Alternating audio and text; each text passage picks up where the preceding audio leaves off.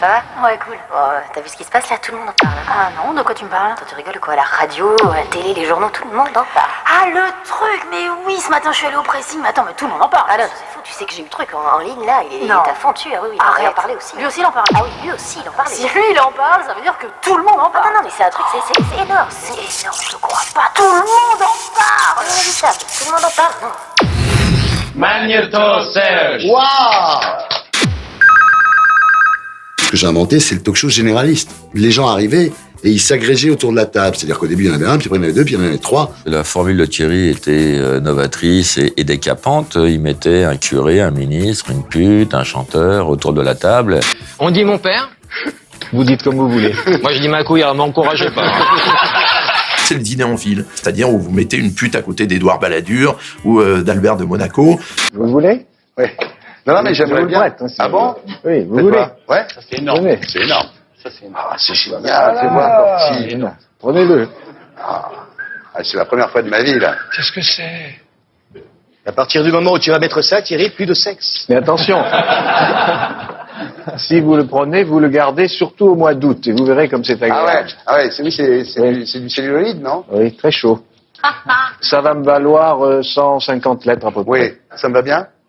Mais vous l'avez mis à l'envers, mais ça fait rien.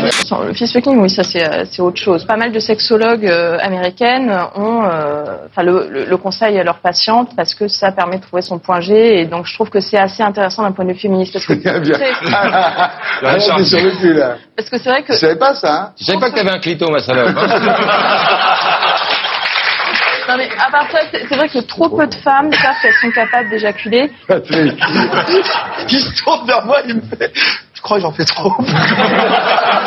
C'est le grand mezzé, c'est le buffet où tout le monde vient se servir. Il y avait à boire et à manger, c'est le cas de le dire. Il y avait de quoi se scandaliser, de quoi s'émouvoir. Il y avait une espèce de grande partouze télévisuelle comme ça, assez orgiaque. On se retrouvait avec des rencontres absolument incroyables, type Jamel Debbouze, le fils du général de Gaulle, quoi. Amiral, je vous présente Jamel Debbouze. Ouais, mais vous me le présentez pas, c'est une vedette. Alors moi, je m'en vais. Je connais. Je connais Charles de Gaulle École, C'est toi. Comment, ça va comme monsieur? Je connais tous vos aéroports, tous les ronds-points, je les ai tous fait un par un. Alors, vous êtes académicien français? Oui. Alors, évidemment, je vais vous faire une interview Proust Express. C'est ce que tout le monde croyait que c'était l'interview de Bernard Pivot, mais en fait, c'est le questionnaire de Proust. Simplement, je vais vous demander, et c'est très important, de répondre en faisant des fautes de français, comme vous êtes académicien En français. faisant Des fautes de français. Oh, bah ça, rien n'est plus facile. Alors, par exemple, si je vous dis, vous vous faites couper les cheveux tous les combien, vous me répondez, je vais au coiffeur une fois par mois, d'accord? D'accord, je vais au coiffeur une fois le mois. On ne bouge pas pendant le jingle. On ne bouge pas pendant le jingle.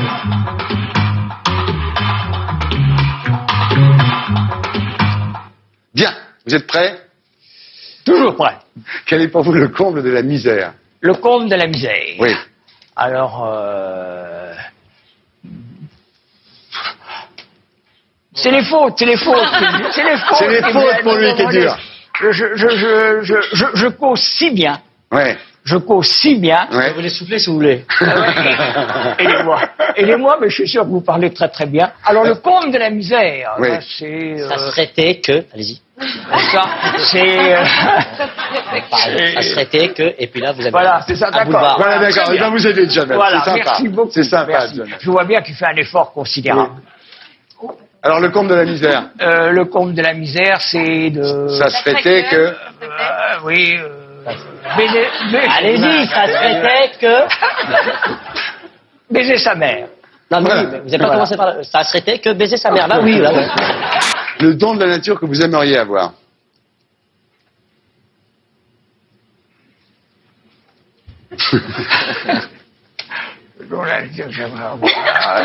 La rapidité, par exemple. C'était pas innocent de vouloir avoir sur le même plateau Rocco Siffredi et Arlette Laguillet. C'était magnifique. Je traduis pour Rocco Siffredi. Curieuse ouvrière. On dit beaucoup de choses sur ce parti. On dit que c'est un fonctionnement. C'était une terrible mission, là. Ce mélange de gens qu'il aimait me choquait pas pour une raison simple.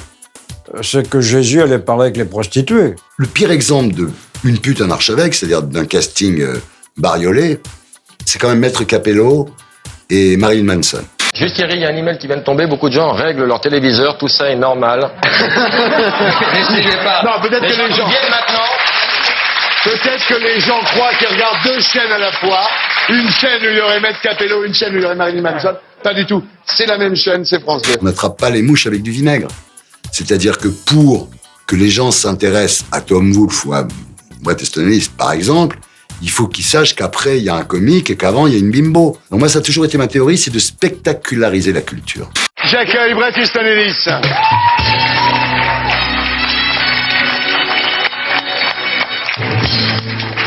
Bonsoir. Thank you for having me. Merci de m'inviter. J'accueille Tom Wolfe. Tom Wolfe, quoi. C'est un écrivain américain important qui a donné envie de lire à plein de gens.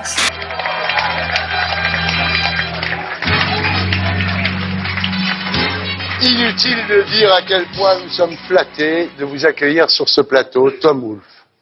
Oh, thank you very much. Merci beaucoup, c'est un grand plaisir d'être ici. Le lendemain, j'appelle ma mère.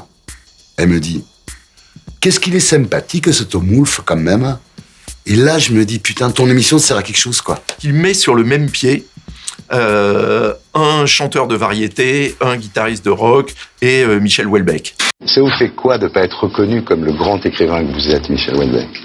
Je suis pas inquiet sur l'avenir du jugement sur mes livres, quoi. C'est pas vrai que c'est juste un phénomène commercial sans lendemain. Ce livre sera lu longtemps. Non, je suis rassuré, vraiment. Tout le monde m'a dit, mais attends, l'audience, je vais te niquer ton émission. Au début de l'émission, 38 minutes avec Houellebecq. Et ça a très bien marché. C'est ça dont j'avais envie, d'avoir en même temps Elie Wiesel sur le plateau et Adriana Carambeu. Alors Elie Wiesel, témoin et survivant de l'Holocauste, défenseur infatigable des droits de l'homme, et votre humanisme vous a valu en 1986 le prix Nobel de la paix.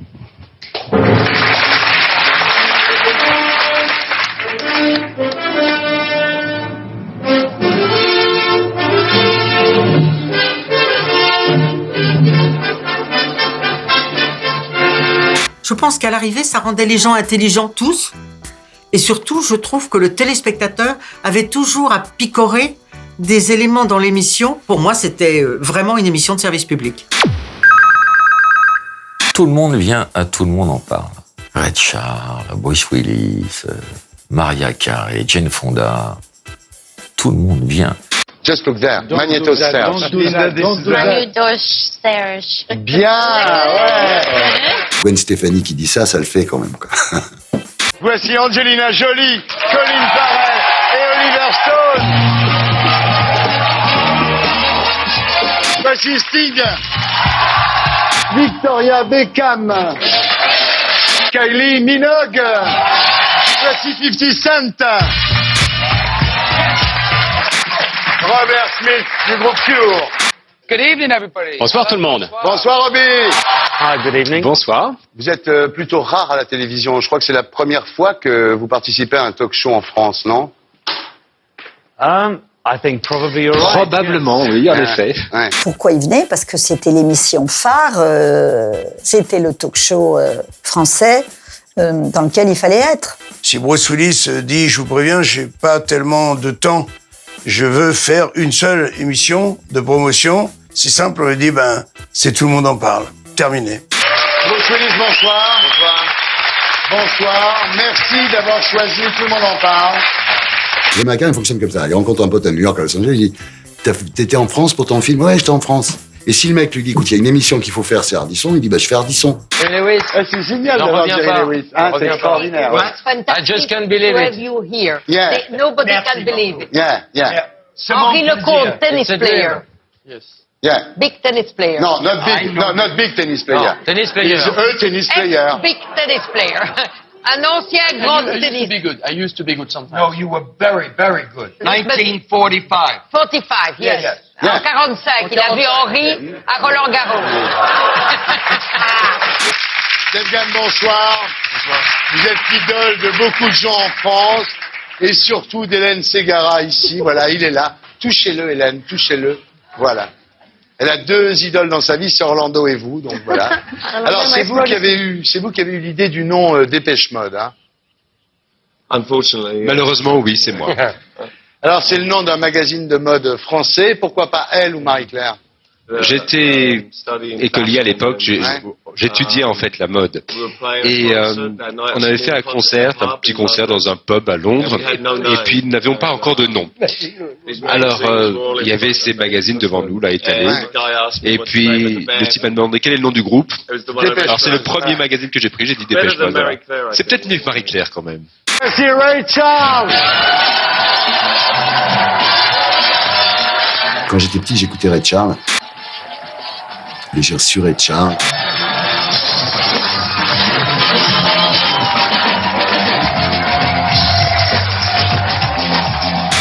Une légende vivante est parmi nous ce soir. Ray Charles. C'est un moment qui a été tellement émouvant, quand il est arrivé sur ce plateau et ce qu'il a dégagé comme positivité, c'est inoubliable. C'est la première fois que l'intervieweur lui pose une question sur la mort de son frère. Jamais personne n'avait osé lui parler de son frère. Voilà la différence de Thierry et des autres. Voilà. Alors, à l'âge de 5 ans, vous vivez, Ray Charles, le premier dame de votre vie. Votre frère se noie devant vos yeux dans un baquet plein d'eau pendant que votre mère repasse. Et comme les vêtements de votre frère sont gorgés d'eau, vous êtes incapable de le ressortir du baquet. Est-ce que c'est ce traumatisme qui a commencé à vous faire perdre la vue? Perdre mon frère, c'était une chose. Perdre ma vue, c'était tout à fait différent. C'était pas lié, tout ça. La mort de mon frère, eh bien, j'en ai souffert pendant de nombreuses années parce que je me suis senti responsable. J'avais l'impression que j'aurais dû pouvoir le sauver, donc il a fallu longtemps pour que je puisse récupérer. Et à la fin, il est parti. Et j'ai mis Georgia on My Mind pendant qu'il repart, comme ça.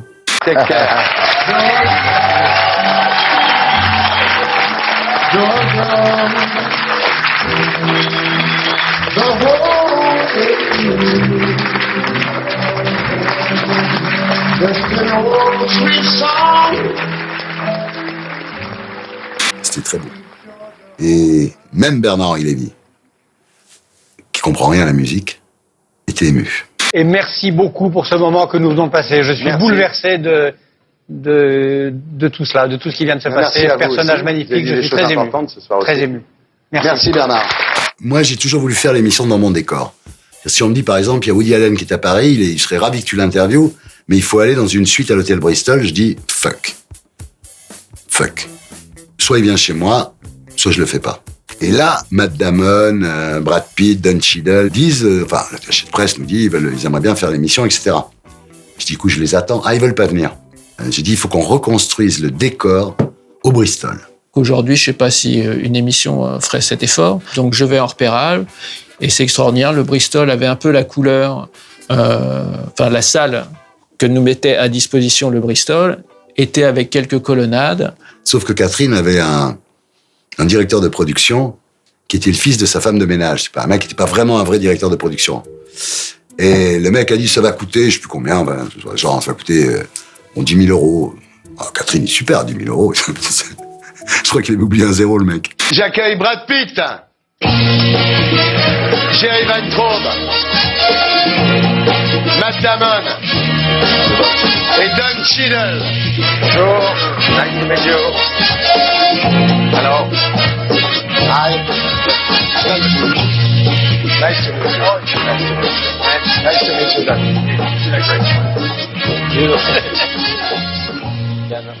Alors, bonsoir à tous. Merci de sortir votre film la semaine de la 200e de Tout le monde en parle. C'est très cool, ça nous fait une bonne promo. Donc je me suis retrouvé en phase 2, et là, évidemment, mais ça, c'est la grande différence avec les Américains. C'est-à-dire que les Américains, ils arrivent, ils vous donnent 2 heures de leur temps, ils font le travail proprement, sans mégoter, sans dire...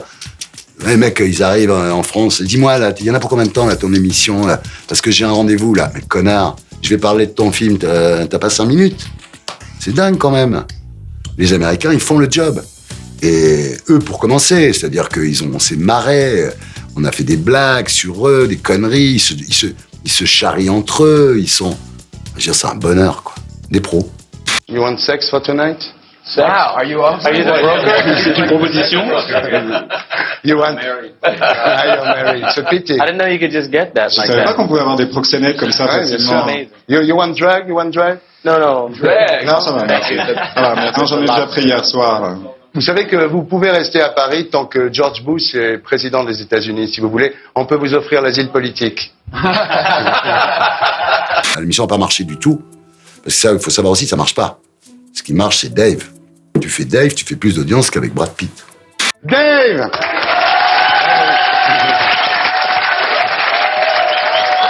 Ce qui est fantastique, ce qui est extraordinaire avec Dave, c'est que ça marche toujours. Oui, enfin, disons qu'on peut passer des succès de Julien Clerc plus actuels que les miennes, quand même.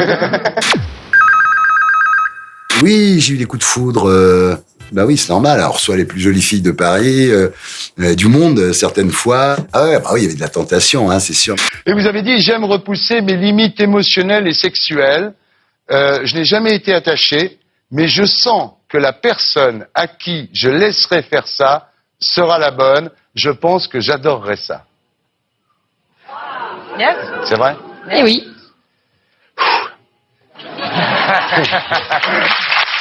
Une des femmes les plus séduisantes que j'ai reçues sur mon plateau, c'est Jane Fonda, qui à l'époque n'était déjà pas toute jeune, hein, et qui draguait Baffy. Jane Fonda m'a dragué, oui. Incroyable. Qui êtes-vous? Je suis Laurent. Bonjour Laurent. Je suis très gentil. Vous avez l'air. C'est assez intéressant d'ailleurs de regarder une autre femme faire avoir un orgasme. J'ai jamais vu ça personnellement, moi. Non? Oui. Jamais vu des orgasmes?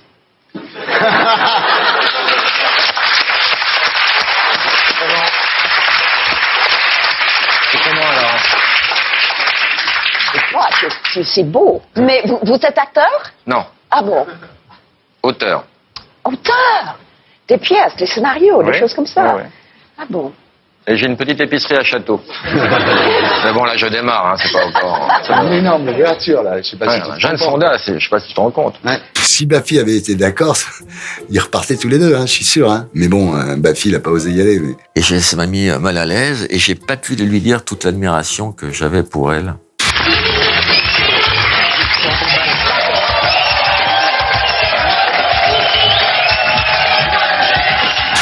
Et sexy, hein, tu trouves pas? Je suis très sexy, Angoune, moi. Tu la trouves pas sexy? C'est joli. Très, hein. très C'est sexy. très bien, ouais. Elle est là, elle a ce côté oriental. Moi, elle me fait complètement craquer. On a compris. Alors, on continue. Premier rapport sexuel. Premier rapport sexuel, assez tard, je crois que 14-15 ans. Ouais. Bah, c'est tard, ouais. Ah oui, c'est super tard. Ça rassure bien les pères de famille. Ouais, que moi, nous sommes, j'ai une fille qui a 15 ans et une qui a 13 ans. Si tu veux, d'un coup, ça me... Ouais. Oui, parce que j'ai 3 enfants. Il préfère te le dire tout de suite. Moi, je sais, je Tu sais. Donc, effectivement, 12 ans, les premières photos dans la presse locale. 14 ans, modèle pour des robes de mariée. Donc, c'est une petite gloire Non, locale. mais ce qu'il y a, c'est que pour Ouais. les robes de mariée, ils prennent toujours des jeunes filles de 14-15 ans. Parce que ça... Ouais. C'est lui qui l'arrête, écoute, sans déconner. Attendez, Serge. Non, pas rien. Serge, Voilà. est-ce que je peux voir ce qui vient de se passer? Est-ce que je peux avoir un petit replay, s'il Ah vous oui, plaît? oui.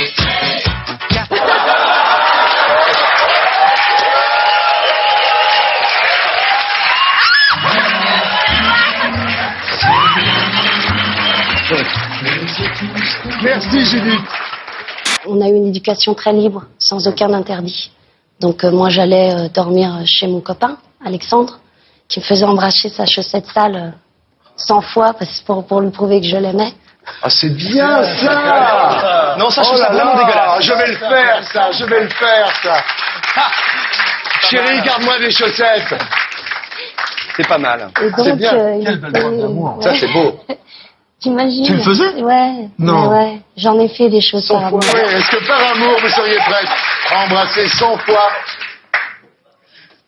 ces chaussettes sales? Oui. Bah oui. T'as vu, ça lui fait. Moi, j'ai un fait pour Irène, personnellement. C'est un truc qui pue des pieds, Patrick. Vas-y, moi.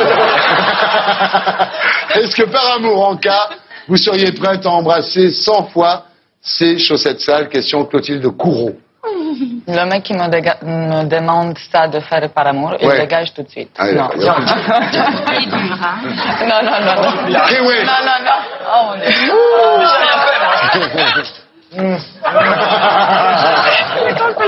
Ça sent pas? Je m'en fous. Mais je m'en fous. Mais je t'aime pas. Par amour. Je devais avoir une vingtaine d'années. C'était probablement une de mes premières grosses émissions. Mais bien évidemment, Thierry réservait pour la jeune fille un peu naïve le questionnaire le plus chaud. 38% des femmes préfèrent le matin au réveil et 73% des femmes françaises préfèrent le soir au coucher. Moi, je préfère à n'importe quand. À n'importe quand. Même en pleine émission, c'est pas... Justement, je voulais t'en parler. Ça prend une très belle tournure, cette émission. Ah oui, ça va être très bien, cette émission. J'avais l'impression que si on posait une question, j'étais obligée de répondre. Mais non, on n'est pas obligé de répondre. Et moi, je répondais, et en plus au premier degré. C'est pour ça que je ne veux plus jamais revoir ces interviews, parce que je déteste mes réponses. 39% des femmes, c'est beaucoup, refusent la fellation, et vous? Oh non, moi je refuse pas. Ah.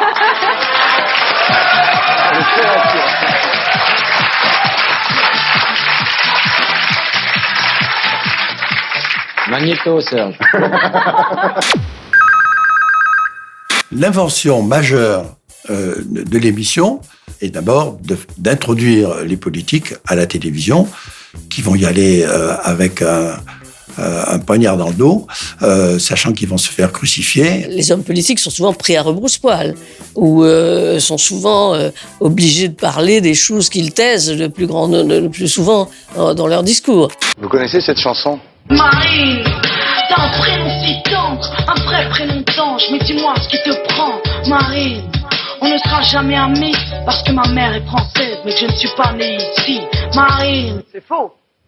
C'est faux, on pourrait parfaitement être amis. Je suis pas sûr qu'elle ait envie, James. Mais pourquoi? Parce qu'elle est dans le prêt-à-penser. Les politiques sont des durs. Il va essayer de fendre la cuirasse, et il va réussir, généralement, à fendre la cuirasse. Et c'est comme ça que les politiques vont se faire aimer des Français. Si vous étiez président, Jack Lang, combien y aurait-il de gay pride par an? Peut-être qu'il n'y en aurait plus aucune, puisque finalement, nous aurions profondément transformé les mœurs. La vie serait une énorme gay pride. Il est avéré qu'une stagiaire de l'Élysée a eu une relation sexuelle avec vous, et quand on vous voit, on comprend. Vous réagissez comment? Très bien. Chez moi, ils avaient au moins l'occasion de montrer leur vrai jour. Je pense que ça a un avantage, les talk-shows, c'est que ça révèle les gens. Quand c'est bien fait. Moi, je me souviens de Rocard, je me souviens de Balladur, je me souviens de Gorbatchev, à qui on faisait faire ça. Ça, c'était une image qui m'a beaucoup frappé. À ce moment-là, c'était assez original. J'étais impressionné par le fait que Gorbatchev ait accepté, pour tout vous dire, en disant, mon Dieu, là, vraiment, il prend tous les risques. Mais il a pris tous les risques et c'était très bien. Si j'avais à refaire la perestroïka, j'aurais fait le même choix. J'aurais toujours choisi la liberté, la démocratie, la glasnost, l'ouverture. Rocard, quand il est arrivé, je lui ai fait une interview déjà de 20 minutes sur sa carrière. Michel Rocard, bonsoir. Bonsoir. Vous êtes l'homme du règlement du conflit en Nouvelle-Calédonie, l'homme du RMI, de la CSG. Je lui ai parlé de la CSG. Je veux dire, le mec, il était surpris, il s'attendait pas à ça. Il m'a dit, non, vous connaissez bien le dossier. Je dis, non, je travaille. On reprend le tournage et on fait l'interview Alerte aux roses, qui est une des interviews que je faisais habituellement à l'époque. Le pire est à venir, Michel Rocard. Le pire est à venir. C'est l'interview Alerte aux roses. On ne bouge pas pendant le jingle. On ne bouge pas pendant le jingle. Embrasser, c'est tromper. Oh, non. Ah bon? Qu'est-ce que c'est que cette philosophie que vous nous trimballez là? Je sais pas, je vous demande, moi. Ça dépend du contexte, et j'espère bien que non. Ah ouais? Quand on interroge un politique, il faut essayer de lui faire répondre à des questions auxquelles il n'a pas envie de répondre. Et sucer, c'est tromper? Pardon? Sucer, c'est tromper? Non plus. Non plus, bravo. Alors je crois que l'entourage de Michel Rocard lui en a quand même toujours voulu de l'avoir dirigé là-dessus. Je trouvais que Michel Rocard était mauvais. Je le dis d'autant plus que j'aime bien Michel Rocard. Il aurait pu être un peu plus à la hauteur, si j'ose dire. À la fin de l'enregistrement, je suis allé voir Rocard, que je connaissais bien, et je lui dis, est-ce que vraiment ça te pose un problème? Est-ce que tu veux que j'intervienne? Il a réfléchi 5 minutes, et il m'a dit non. Comme c'était un mec qui avait divorcé 3 fois, il venait de se marier avec une femme qui avait 20 ans de moins que lui, il n'était pas super choqué. C'est un type qui était assez libre dans ses relations comme ça. Ça a choqué personne. Ça faisait marrer tout le monde, c'était très provocateur pour l'époque. Une semaine après, Schneiderman, mon grand ennemi, Daniel Schneiderman du Monde, dit comment Artisson parle comme ça, un ex-premier ministre, c'est inadmissible et tout. Et là, tout le monde s'en est rendu compte. Mais ni au tournage, ni au montage, ni à la diff, personne n'avait remarqué. Et personne ne se souvient de la réponse de Michel Rocard, qui est quand même le moment le plus savoureux. Et personne n'a critiqué Rocard, tout le monde a critiqué Thierry. Et Sucé s'est trompé? Pardon? Sucé s'est trompé? Non plus. Non plus, bravo. Et donc, éternellement, je serai celui qui a dit ça, comme Jacques Chancel et Dieu dans tout ça. C'est la phrase, voilà. Est-ce que Sucé s'est trompé? C'est comme un herpès. Alors, je vais vous poser une question, vous allez m'en vouloir. Oui. Mais je suis obligé de vous la poser parce que j'ai eu des conversations téléphoniques avec votre entourage pour préparer cette émission. Ils m'ont dit, il faut pas lui parler de ça. Je devais recevoir Édouard Balladur pendant une semaine. Son attaché de presse m'appelle en me disant, surtout, ne lui dites pas qu'il est turc. L'attaché de presse de Balladur n'aurait jamais dû dire à Thierry, surtout, je vous en prie, ne lui posez pas la question sur ses origines. Quand je l'ai entendu lui dire ça, je me suis dit, oh là là, ça y est, il va y aller à tous les coups. Et là, on lui dit, faut pas le faire, c'est un provocateur, donc automatiquement, il le fait. On m'a dit, il faut pas parler à Édouard Balladur de ses origines turques, parce que ça va l'énerver. Oui, mais c'est... Alors, je vois pas, non, excusez-moi, je continue, puis je vous cède la parole. Moi, je vois pas ce qu'il y a d'abord, évidemment, de péjoratif à être d'origine turque. Surtout que votre famille, on peut en parler depuis très longtemps, liée à la France, puisque vous étiez une famille de citoyens ottomans et protégés français, protégés de longue date. Alors, moi, je comprends pas parce que des fois, on vous reproche d'être hautain, d'être distant, et en fait, vous êtes un travailleur immigré. Oui, si on peut. Je plaisante pas. Ma famille est effectivement devenue française il y a quelques générations. Et puis voilà, quoi, c'est tout. C'est comme des millions. Il ne faut pas lui en parler. De façon générale, je parle très peu de moi. Oui. Bon, j'ai pris un risque en venant chez vous. Hein. Vous le regrettez pas encore? On va voir. On va voir. Le lendemain matin, coup de fil de Balladur au montage. Bonjour, c'est Édouard Balladur. Écoutez, monsieur Ardisson, je ne suis pas turc. Et d'ailleurs, si vous voulez, vous venez à mon bureau immédiatement et je vais vous prouver que je ne suis pas turc. Là, j'appelle Michel Cotta, je dis, écoute, j'ai un gros problème avec Balladur. Il veut que je coupe ça, alors que je vois pas pourquoi je le couperais, quoi. Et elle me dit, t'en fais pas, je le vois ce soir au mariage de je sais pas qui, et je vais lui expliquer. Et elle rajoute, heureusement, il est très con quand même, heureusement qu'il a pas été président. Et puis finalement, c'est aussi la loi du jeu, c'est aussi la loi de l'émission. Et naturellement, on l'a laissé. C'est finalement une émission où on a trouvé au contraire que Balladur, qui était toujours un peu coincé, faut le dire, se décoincer. Quand les gens viennent dans une de mes émissions, ils savent à quoi s'en tenir, quoi. Et effectivement, je parle de choses dont il faut pas parler. Donc on va faire une interview, je fous la merde.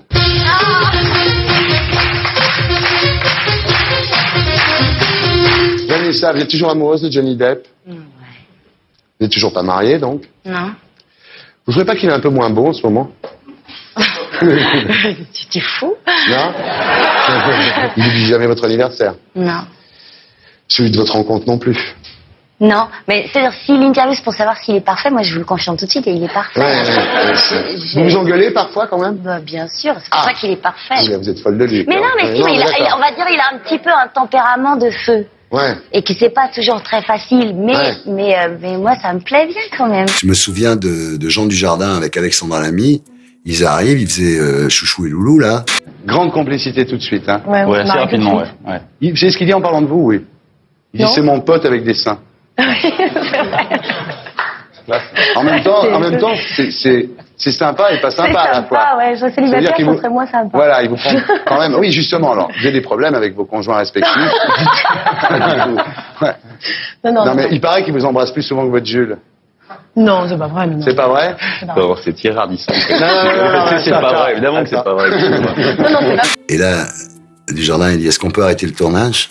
Il vient vers moi, il me fait, Thierry, je suis vraiment avec elle, quoi. Moi, c'était une blague au début. Je suis vraiment avec Alexandra, hein, donc tu peux éviter quand même, parce que je suis marié encore. Dans Marie-Claire, vous dites, je n'ai jamais attaqué un PD, c'est mon ex-fiancé, Laurent Gérard, qui en parlait. On va Il y a pas eu- parler de tout le temps. Ben non, mais je vois quand même que vous y tenez beaucoup, parce que j'ai peut pas lu un l'oublier article aussi, hein. depuis 3 semaines sans que vous y allez. Ne me reprochez pas d'en mettre une couche, parce que vous, franchement, de ce côté-là. Mais Ouais. je suis pas là pour ça. Hein. Ouais. Je suis pas venue ici pour ça. C'est pour ça que vous l'avez quitté, Laurent Gérard?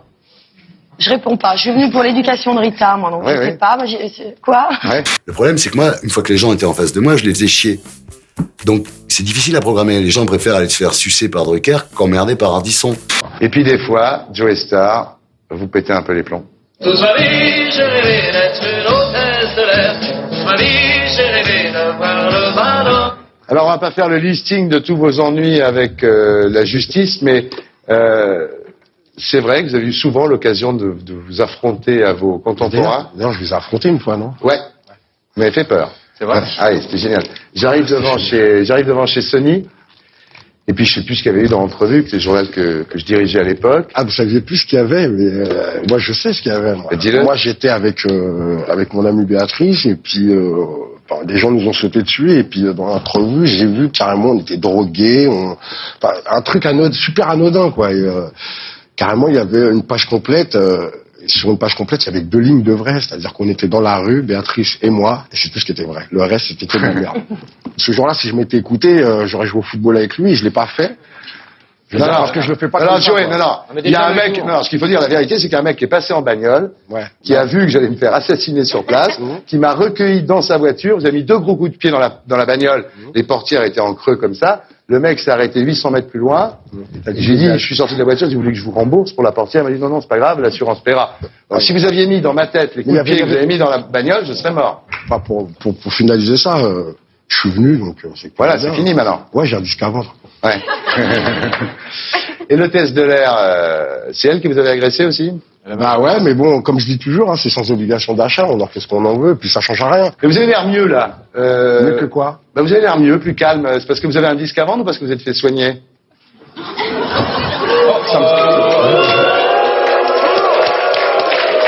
Cours, Thierry, cours! Je l'ai toujours vu comme un enfant mal élevé qui se réjouissait de tous ses bons coups. Il y a quelque chose qui, moi, n'est pas dans ma nature, mais je crois qu'il l'assume aussi. Il a un peu ses têtes, quoi. Il a les gens qu'il aime, quoi qu'il arrive, et puis ceux qu'il n'aime pas ou qu'il déteste également, quoi qu'il arrive. Non, Laurent, je te le dis, je me suis engagé auprès d'Orlando à pas en parler, d'accord? On va le dire tout de suite, comme ça on termine. Je n'ai pas un renard mort, c'est un rat mort que j'ai sur la tête. Comme ça, c'est une fois pour toutes. Alors quoi? Tu m'as dit, je veux pas que ma fille parle des renards que j'ai sur la tête. Merde, on vite la soirée, comme ça, on l'a couché tout de suite, et maintenant, on rentre dans les sérieux. Vous savez comment on fait, hein? Bravo, voilà. C'est votre 7e livre. Sauf que elle, quand elle fait ça, il y en a pour 500 briques. Plus, monsieur Baffy, En fait, plus. on va voir un peu qu'on fasse une Monsieur estimation. Baffy, C'est pour les assurances. c'est la première fois que quelqu'un vous appelle Monsieur Baffy en même temps. Hein. C'est vrai. Nadine de Rothschild, elle venait pour des manuels de savoir-vivre. Et Baffy, un jour, lui a dit cette phrase, voilà, Baffy. Alors Nadine, est-ce qu'on peut saucer avec son pain? Non. Est-ce que saucer, c'est tromper? Giraud, qu'est-ce que tu veux dire à ça? À un moment, j'ai vu une exploser, un bang bing, et puis après, notre bing se réalisait, dit, et c'était le big bang. Tu vas avoir les pires emmerdements. J'aime bien Mais non, il rit de moi. Non, je ris pas de toi, j'aime bien quand tu fais les bruits. Vous avez le droit de vous foutre de ma gueule. Fais pas les gros yeux, ça fait peur, fais pas les gros yeux. Je suis pas du tout pour les horoscopes lénifiants, et je l'ai dit et répété 100 000 fois. Ouais. Je suis pour dire les choses, quand quelque chose, quand Ah il y a un ouais, mauvais quand on est né le influx. 18, on est né le 18, hein, tant pis. Hein. Elisabeth Tessier, elle m'en voulait parce qu'on se foutait de sa gueule, évidemment, parce qu'on disait toujours qu'elle prédisait rien de juste et que tout ce qu'elle prédisait n'arrivait pas. Et Maintenant, c'est pas si. L'année dernière, pour le mois de mai, elle avait dit qu'il y aurait du muguet. Moi, j'écoute parce que. C'est quand même pointu, hein. non mais attends. C'était très bizarre, en fait. C'est-à-dire que les gens savaient que j'allais me foutre, enfin, ceux-là, en tous les cas, savaient que j'allais me foutre de leur gueule, mais ils venaient quand même. Donc, il y avait Geneviève. Et maintenant,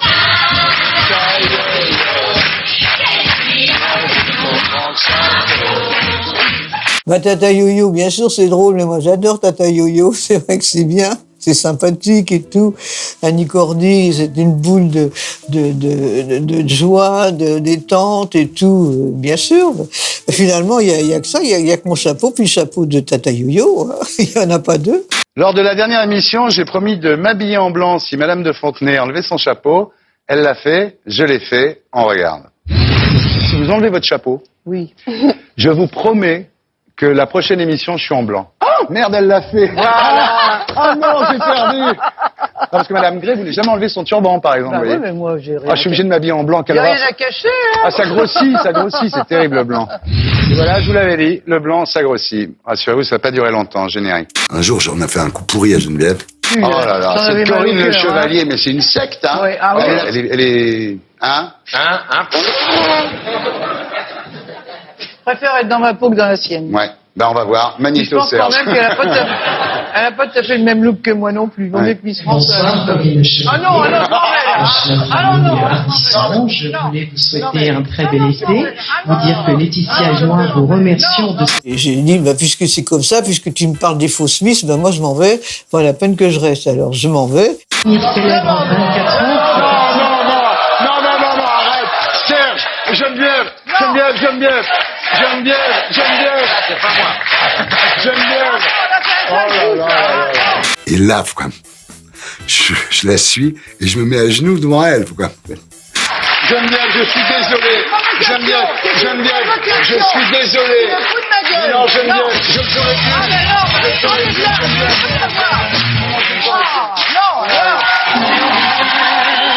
J'ai dit, bon, bah, écoute, si tu demandes pardon et si tu recommences pas, je reviens. Alors, je suis revenu, mais j'ai dit, recommence pas, hein. Geneviève, je l'aime beaucoup et figurez-vous que on s'appelle très régulièrement et si j'ai le malheur de la laisser 15 jours sans nouvelles, elle m'envoie un message, elle me dit, Lolo, ton silence est assourdissant. Moi, je fais, attends, Geneviève, je la rappelle, je fais, tu sais que j'ai pas ma mère tous les jours au téléphone.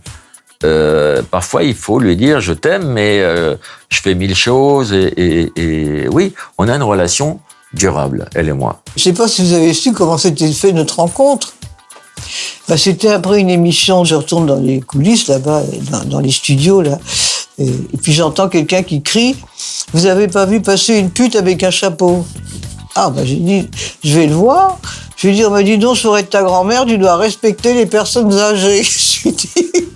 Alors, il était resté complètement figé, il s'attendait pas à ce que je lui dise ça. Et puis, peu de temps après, bah, pour revenir dans les émissions avec Ardisson, dans ma loge, je vois un énorme bouquet de roses avec une carte « Geneviève, je t'aime en secret ». Et maintenant, voilà, il m'aime, je l'aime, et c'est venu comme ça, quoi.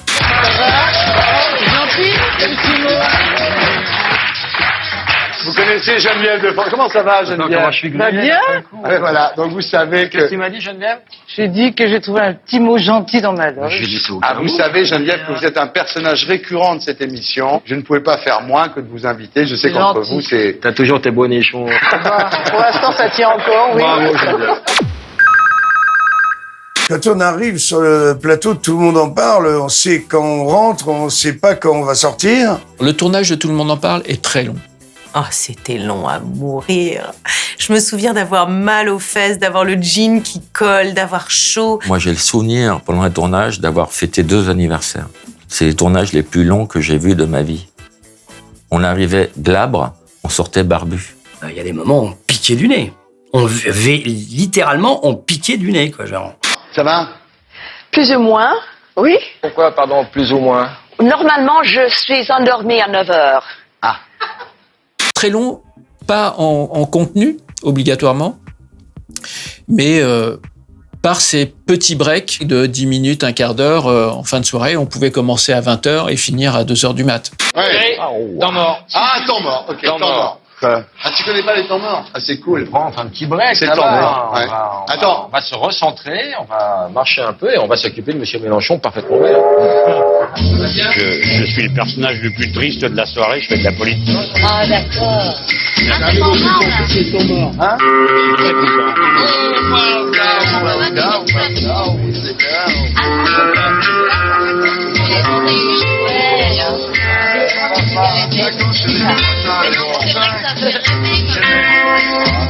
En place! Ça va pas, non, mais... En place, oh là là. C'est sûr que ça enlève de l'énergie. Mais bon, il est comme ça. Donc, voilà, on peut rien faire. On passait d'une émotion à des rires, à des invités différents. Et la longueur, on ne s'ennuyait pas. C'était comme une bonne soirée. On va chez des amis, on passe une soirée, puis à un moment donné, on dit « Il est 2h du matin, il faut qu'on rentre ». Qu'est-ce qu'il y a? Qu'est-ce que tu veux me dire? Il faut que tu y ailles. T'as assez vu? Non, c'est pas que t'as assez vu, c'est qu'il faut que tu ailles te coucher à ton âge. Ça m'aurait fait plaisir de rester un peu avec elle. Restez, Michel! Non, après ce qu'il a dit, c'est honte. Ne prends pas comme ça. On se reverra, nous. Ah oui, on se reverra. Je me on se reverra.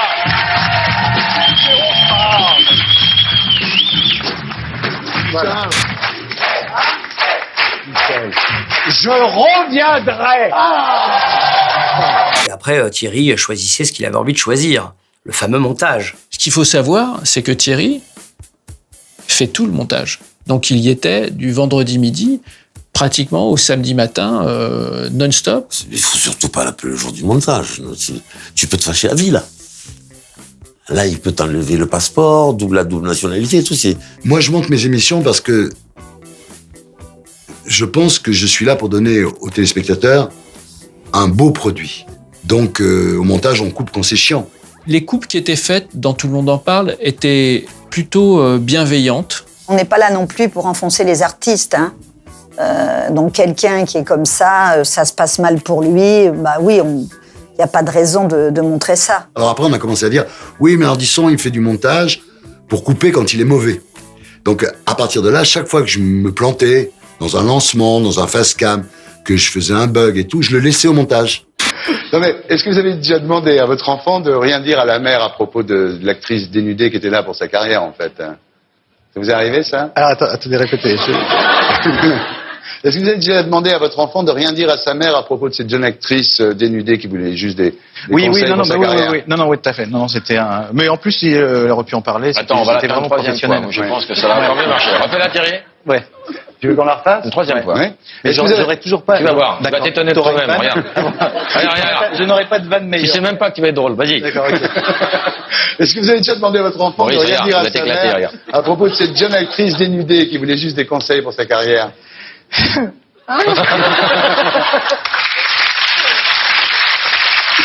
Il y a des interviews qui sont jamais passées. Par exemple, le groupe Zebda, qui est un groupe de Toulouse, ce qu'il racontait, je trouvais ça mais chiant, mais pénible, mais nul. Et donc, j'arrive au montage le lendemain matin, je dis, bon, on vire Zebda. Moi, mais Thierry, ils sont dans les plans larges. Tu peux pas virer un invité, il est dans les plans. Je dis, vous vous démerdez, vous retaillez dans l'image, vous faites ce que vous voulez, je ne veux plus les voir. Je ne me souviens même plus pourquoi on les a coupés. Mais après ça, Calfon fait des miracles au montage. Et on ne les a jamais vus. On les voyait que sur certains plans larges. Et donc, le mec de Zebda, il avait raconté à sa femme qu'il était allé à Paris pour faire Tout le monde en parle. Et quand l'émission est passée le samedi, j'imagine que sa femme lui a dit, mais qu'est-ce que tu me racontes? T'étais pas du tout dans l'émission d'Ardisson, quoi. Et il m'en veut encore, le mec. Il en parle encore. C'est resté, évidemment, dans l'équipe, faire un Zebda, c'est virer quelqu'un complètement. Moi, j'avais l'habitude de jamais couper mes caméras. Donc, y compris, c'est pour ça que par moment, je montrais ce qui se passait en coulisses. On gardait tout. C'est-à-dire qu'en fait, dans l'émission, on gardait tout ce qui se passait. Oh là là! Mais où il est? Attends, il est là-dedans, quoi! problème, il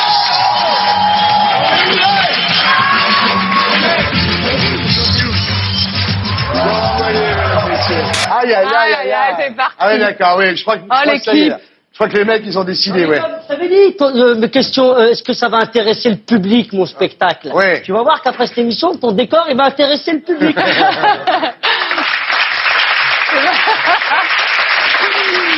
Aïe, aïe, aïe.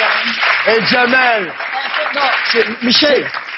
Michel, Tu m'as pas, moi? Non, mais toi, fais comme si de rien n'était. Non, bien sûr, Vous ouais. continuez vos émissions. Et puis, Arrête, non, je me blâme pas. Allez-y. Faites comme si de rien n'était pour cette interview. On y va. Thierry. Catherine me dit, on a un problème, il n'a pas la caméra. Oui, Catherine, je pense qu'à un moment, il a voulu peindre ma veste et qu'il l'a pas fait. Attention, il revient. Elle t'a niqué l'œil de Christine, là. Oh, Ouais. C'est le mec de Blondie, tu sais. Oh, je suis désolé. Mais c'est qui tes potes qui sont avec toi, là? Des repris de justice. Essentiellement.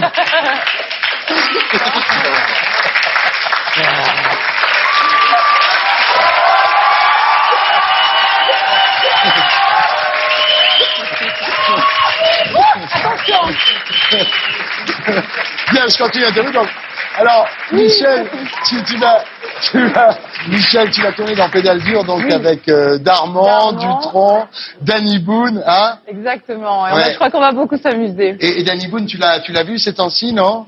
La dernière fois que je l'ai vu, j'ai pas vu sa pièce, mais je vais y aller. Mais la dernière fois, il était en vacances à Megève. Il avait l'air en forme. Ouais. Il s'est remis de sa séparation d'avec Judith, parce qu'elle était là la semaine dernière. Alors Ben, elle a l'air de s'être bien remise Mais je crois de sa qu'aussi, séparation. Lui aussi, ça Oui, va. je Oh crois. là là là là là là là.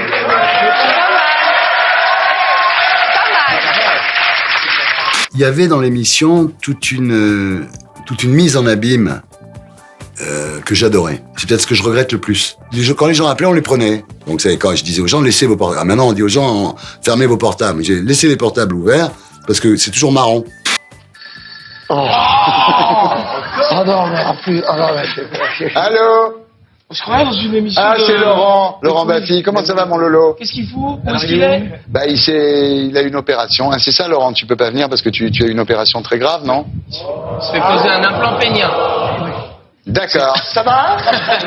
Non, c'est une bonne émission. Je vous jure, quand on la regarde, ça fait pas On ça. pourrait nous C'est servir l'avantage du des montage. piquets sous des olives pendant qu'il se téléphone. Non, mais c'est une bonne émission, je vous jure. que Là, c'est j'ai une bonne Michael Youn et Team 6, émission. Laurent. Vous ne croyez pas ça? T'imagines ce que je vis? Allô, Patrick? Oui? Bah, c'est Michael. Oui, là, ils sont tous en train de téléphoner. Comment est-ce que tu vas? Mais ça va, comment ça se passe la tournée? Ça va, J'ai Lolo, pas pu à part venir ça à cause de la radio, tu vois. Ah, écoute, moi, je suis en vacances à Phuket. Des D'accord. vagues terribles. Ok. Oh, t'as pas eu trop. On a surfé de folie.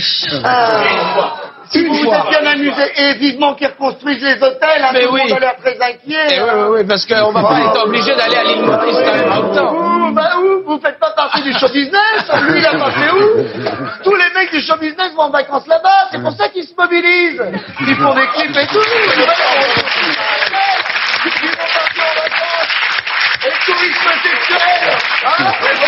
Le tourisme sexuel, ils sont en train de faire ça où en ce moment? Ils vont être obligés d'aller faire ça au Corse. Oui, sans hygiène. Il n'y a pas d'hygiène en ce moment. C'est pour ça, acheter ce disque, Oh, qu'on mais oui, reconstruise quoi. les hôtels de passe de Thaïlande. Oui, c'est ça la catastrophe en fait. À chaque fois qu'il y a une catastrophe naturelle, il y a un disque d'Obispo. Ça c'est merveilleux, tu vois. Non mais vraiment. Non mais le monde n'est pas au courant de ce qu'on vit. Hein. Nous on s'inquiète beaucoup pour les autres, mais les autres s'inquiètent peu pour nous. Ils savent pas ce qu'on vit. Thierry, si on prenait l'émission. Écoute, tu sais, il y a une façon. On a la grosse patate. Il y a une façon. On a la grosse patate. Il y a une façon de reprendre l'émission, c'est que vous regardiez votre caméra en faisant Magnéto Serge. Attention. 3, 4. Magnéto Serge. Tout le monde en parle, c'était une émission où on avait une garantie de liberté. Mon meilleur souvenir, c'est quand je tombe sur la carte pute. Et moi, j'ai... Toi, t'es celle-là. Et là, je ne sais pas pourquoi, je suis sortie de moi et je me suis dit, mais je vais lui péter la gueule, quoi. Cours, Forest, cours!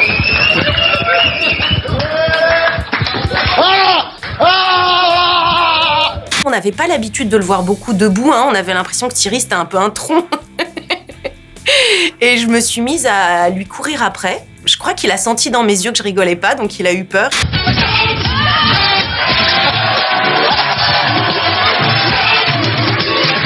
Cours, cours, cours.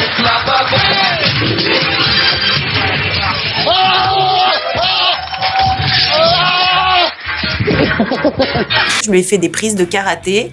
Je crois que je lui ai enlevé sa veste, le micro est tombé.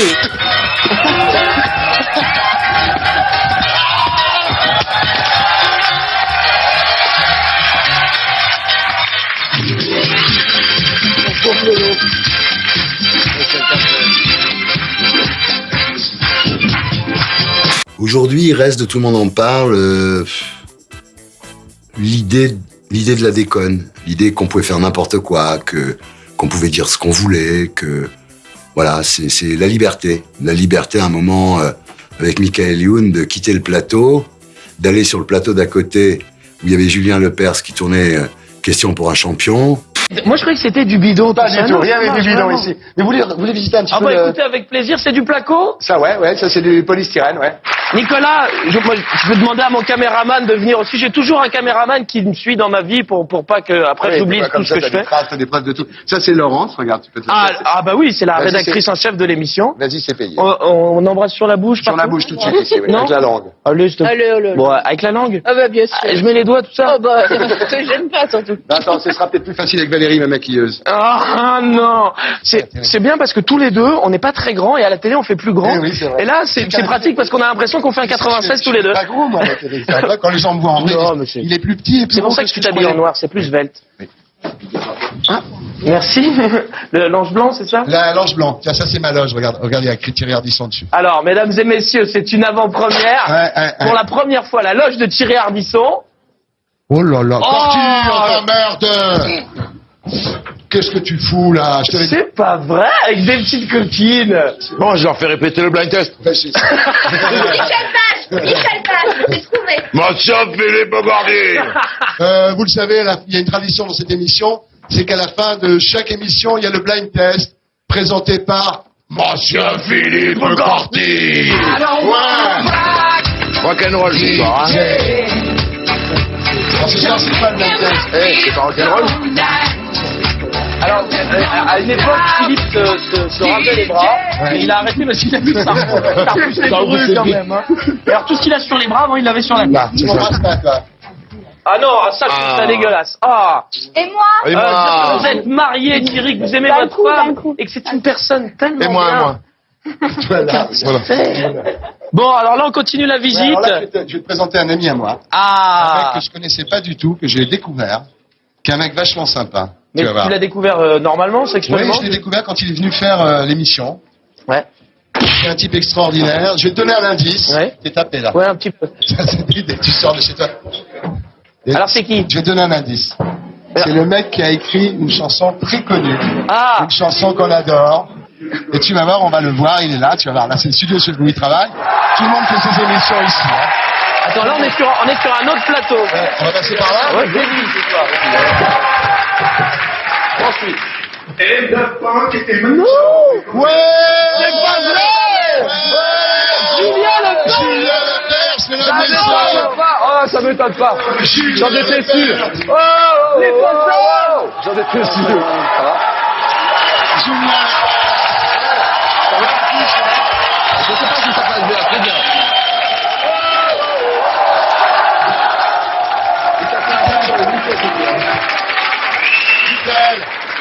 Michael. Ouais. 1, 2, 3.